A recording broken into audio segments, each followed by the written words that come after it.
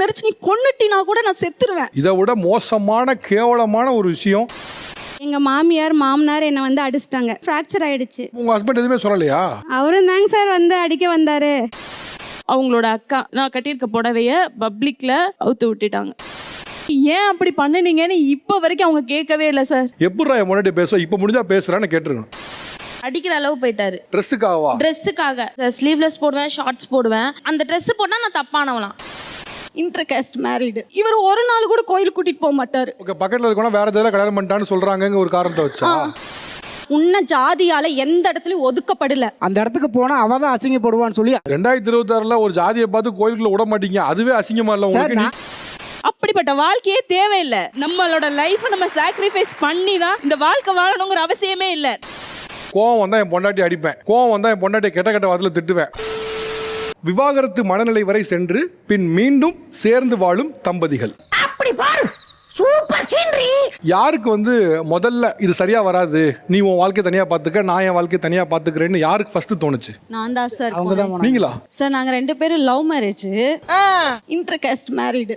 எல்லாத்தையும் விட்டுட்டு வந்தாரு. பையன் பிறந்ததுக்கு அப்புறம் தான் அவங்க அம்மா அப்பா அக்செப்ட் பண்ணிக்கிறாங்க. நல்ல விஷயம் தானே. இவர் வீட்டுக்கு கூட்டிட்டு போனாரு. போக ஒரு நாள் ஃபுல்லா நான் வெளியே தான் படுத்திருந்தேன். ஏன் வெளியே படுத்து? என்னமோ அவங்களால ஏத்துக்க முடியலையோ என்னன்னு தெரியல. வாழணும்னு ஆசையோட வந்தோட வாசல்லே நீ பாட்டி அமிச்சிட்டீங்கடா. தண்ணி வந்து அங்கே ஈவினிங் குடிக்கிற தண்ணி ஈவினிங் தான் சார் வரும். அந்த தண்ணி வரப்ப நான் போய் பிடிக்க போனேன். பக்கத்து வீட்டில் இருந்த அந்த அம்மா வந்து குடத்தை தூக்கி எரிஞ்சிட்டு போயிட்டாங்க. ஏன் நீங்க இந்த குடத்தை தொட்டுட்டீங்கன்னா? தொட்டுட்டேன்னு. யார் அந்த படாங்க சிரிக்கியா? பொம்பளையாவா? இவர் வந்ததுமே இவர்கிட்ட நான் அழுது சொன்னேன் சார், நீ அங்க போய் சண்டை போடணும்னு கிடையாது. ஒரு வார்த்தை எனக்கு ஆறுதலா நின்று இருக்கலாம். என் பொண்டாட்டி தொடக்கூடாதுன்னு உங்களுக்கு விருப்பம்னா நீங்க நின்று எடுத்துக்கோங்க. அதை பண்ணல. உடனே நீங்க மூக்குல காத்தறீங்க மாமா. அவ என்ன பண்ணான்னு கேளுங்க. நான் ஒவ்வொருத்தருட்டையும் போய் சண்டை போட முடியாதுல்ல. அப்படி சொல்லவும் எனக்கு அன்னைக்கே வந்து ஒரு மாதிரி ஆயிருச்சு. இவரை நம்பி தான் நம்ம எல்லாமே பண்ணணும், இதை கூட அவர்கிட்ட கேட்கல அப்படின்ட்டு. நிறைய பேர் இதே வேலையை பாக்குறீங்களா? எனக்கு சாமி கும்பிட ரொம்ப பிடிக்கும் சார். இவர் ஒரு நாள் கூட கோயில் கூட்டிட்டு போக மாட்டாரு. பக்கத்துல இருக்கணும் வேற ஏதாவது கல்யாணம் பண்ணிட்டான்னு சொல்றாங்க ஒரு காரணத்தை வச்சா. ஏன் கோயில் கூட்டு போக மாட்டீங்க?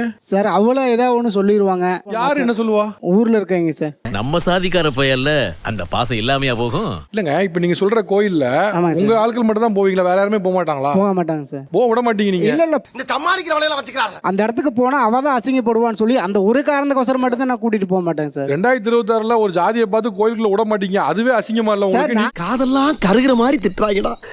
எவ்வளவு டீப்பா போறாங்க. அசிங்கப்படுத்திடுவாங்க. நீங்க இப்படி ஒரு கோயிலை வச்சிருக்கிறது அசிங்கங்க. அவங்க பேசுவாங்க சார். உங்க மனைவி ஒரு கோயிலுக்கு போக ஆசைப்பட போய் ஜாதியின் காரணமா அவங்க தடுக்கும் பொழுது அவங்க அப்படிதான் இருப்பாங்க, நீயும் அமைதியா போன்னு சொல்றது இருக்குல்ல. 1000 தான் நீங்க உங்க ஒய்ஃபை வேற ஜாதியில கல்யாணம் பண்ணாலும் கூட உங்களுக்கு கொஞ்சம் சொந்த ஜாதி பற்று வந்து உள்ள இருக்கு. அது உங்களை தடுக்குது. கரெக்டா கட்டுட்டா. எப்படிரா என் முன்னாடி பேச இப்போ முடிஞ்சா பேசுறான்னு கேட்டுருக்கணும். நான் இன்னும் ஒரு எளிமையா உங்களுக்கு சொல்றேன். உங்களுக்கு ஒரு குழந்தை பிறந்து ஒரு ஸ்கூல்ல போயிட்டு இருக்கப்போ இந்த இடத்துல உட்கார கூடாது அப்படின்னு சொல்லி ஒரு டீச்சர் சொன்னாங்கன்னா இந்த டீச்சரை தனியா பார்த்து பேசுவீங்களா இல்ல உங்க மக முன்னால கூட்டு பேசுவீங்களா? மக முன்னாடி தான். ஏன் பேசுறீங்க? தனியா பேச வேண்டியதானே? ஏன் தனியா பேச வேண்டியதானே சார்? அவங்க சொல்லக்கூடிய கேஸ்ட் அப்ரேஷன் இருக்குல்ல, அது ஒரு சம்பவம் இல்ல 10 சம்பவம் சொல்ல முடியுது அவங்களால. அதை நானும் ஃபேஸ் பண்ணிருக்கேன் சார். அவ மட்டும் தனியா ஃபேஸ் பண்ணல.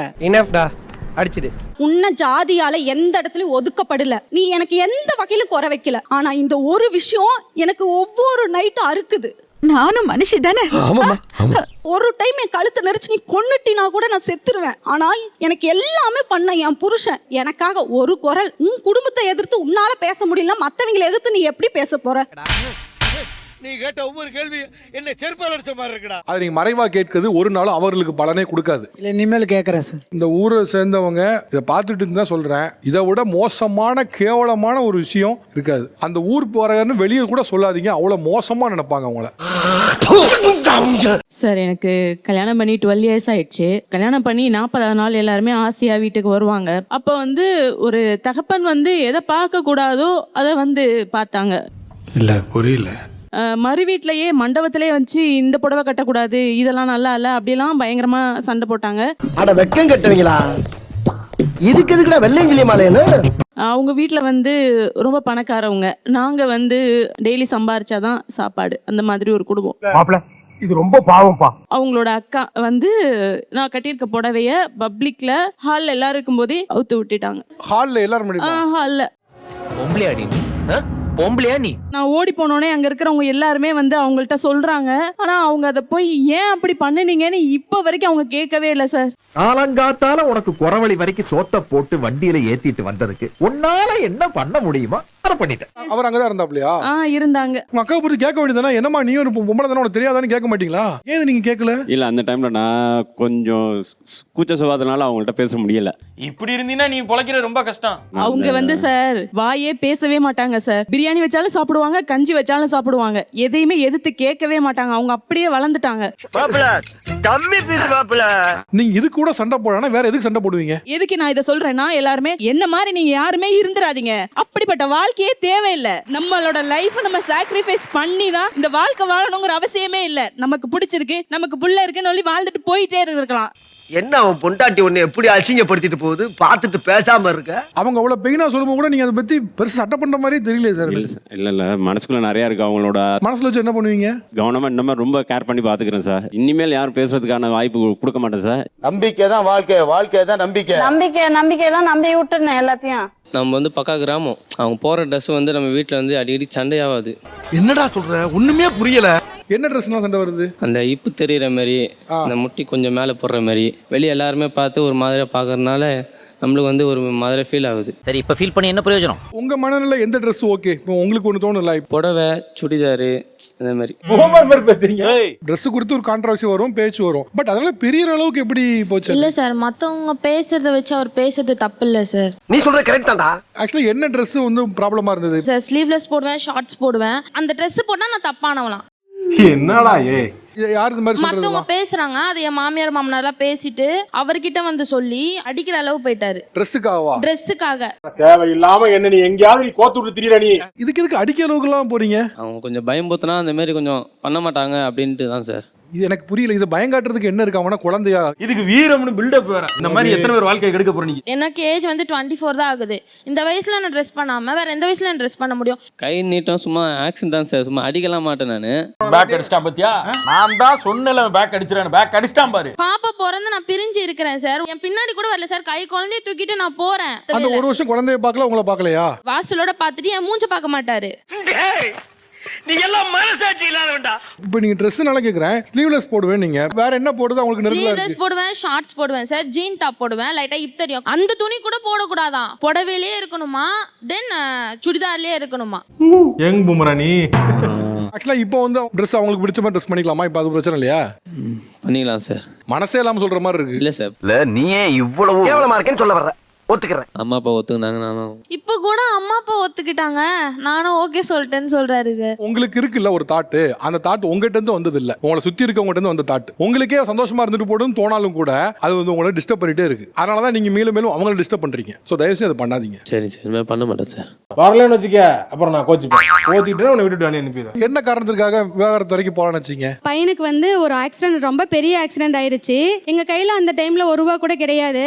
நிறைய சுத்தியும் கடை வாங்கி லட்சக்கணக்கில் பண்ணிட்டேங்க சார். அப்படியா? கேட்கறதுக்கே ரொம்ப சங்கடமா இருக்குங்க. நான் வந்து வேலைக்கு போனேன். இப்போ ஈவினிங் டைம்ல வந்து ஒரு பஸ் வந்து விட்டுட்டோம், நம்ம அடுத்த பஸ்ல வரோம்னா அவங்களுக்கு உடனே இவர்கிட்ட சொல்லி சண்டை பண்ணி வச்சிட்டாங்க. ஏண்டா டேய், எனக்குன்னே வருவீங்களாடா? எங்க மாமியார் மாமனார் என்னை வந்து அடிச்சிட்டாங்க. இப்போ கூட ரீசெண்டா 1 மந்த்துக்கு முன்னாடி கூட இந்த விரல்ல வந்து ஃப்ராக்சர் ஆயிடுச்சு.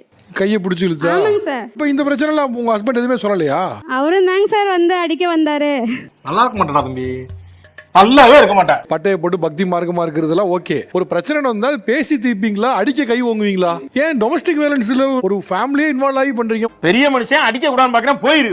எப்பவுமே ஆபீஸ் முடிச்சுட்டு ஒரு 11 மணிக்கு வருவாங்க. என்னாச்சுங்க, எதனா பதட்டமா கேக்குறேன், என்னாச்சு அப்படின்னு கேக்குறேன். ஒரு 8 லட்ச ரூபாய் கடன் ஆயிடுச்சு, அது எப்படி அடைக்கிறதுன்னு தெரியல அப்படின்றாங்க. அடே பேயில போமா.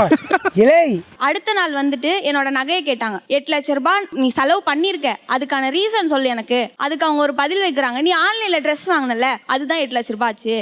என்ன பைத்தியமா இல்ல பைத்தியமா நடிக்கிறானா? டேய், திடீர்னு கோல்டெல்லாம் கொடு அப்படின்னு கேக்குறாங்க.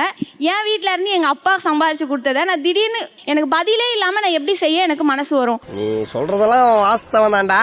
நீங்க அந்த 8 லட்ச ரூபாய் எப்படி வந்துச்சுங்கிறதுக்கான காரணமும் சொல்ல மாட்டேன், ஆனா உன் நகையை மட்டும் கொடுன்னா இது எந்த வகையில சரியாதான் கேக்குறான். 8 லட்ச ரூபாய்க்கும் கணக்கு கேக்குறாங்க, எழுதி வச்சிருக்கியான்னு கேக்குறாங்க. கணக்கு கேட்கதாங்க செய்வாங்க. எப்படிடா தப்பிக்க போற? இன்னொரு விஷயம் நடந்தது ஒரு வாரத்துக்கு முன்னாடி. இன்னும் ஒரு 2 சவரன்ல ஒரு செயின் இருந்தது, அதை காணும். அவங்க தான் எடுத்து வச்சிருக்காங்க அப்படின்ட்டு. எனக்கு ஓ மேலதான் ஒரு சந்தேகம். செயின் எங்க அப்படின்னு கேட்டேன். நான் எடுத்துட்டு போய் அடகு வச்சிருக்கேன் அப்படின்றாங்க. அப்ப என்கிட்ட எனக்கு தெரியாது. ஏன் உங்கள்ட்ட சொல்லாம எடுத்தீங்க அதை? நான் நைட்டு வந்து சொல்லலாம்னு நினைச்சிட்டு இருந்தேன், நான் அதுக்குள்ள நீ கண்டுபிடிச்சிட்ட. ஆடுகார பயமாப்ல.